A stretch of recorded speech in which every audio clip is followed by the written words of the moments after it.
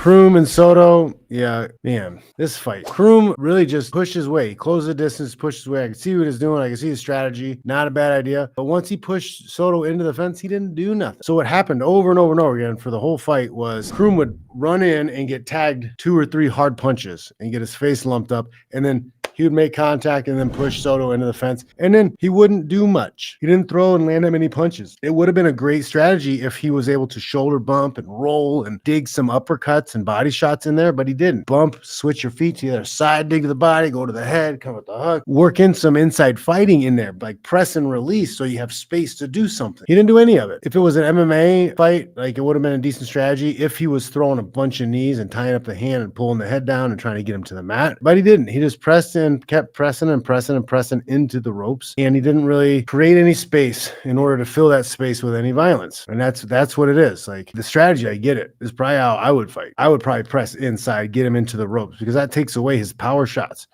I wouldn't take the 2 or 3 shots coming in though. You know, you got to make him miss. Make him miss on the way in, get him tight. Then when you're on the ropes, he's got to carry your weight a little bit. You can't hang as much as with MMA, but you can still press, and that does take some energy out of the guy. But you got to create the space, the ebb and the flow. Push in, give a little space, pop, pop.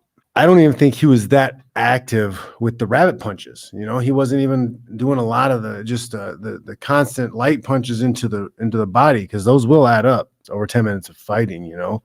Man, I understand what he was doing, but this was not as effective as he needed to be. It wasn't as effective at all. Could have been. But good news is, like, Soto's tough. He's got a lot of experience, small adjustments, and he could win that fight or beat a lot of other guys with the same type of style. Just you can't take those type of shots coming in.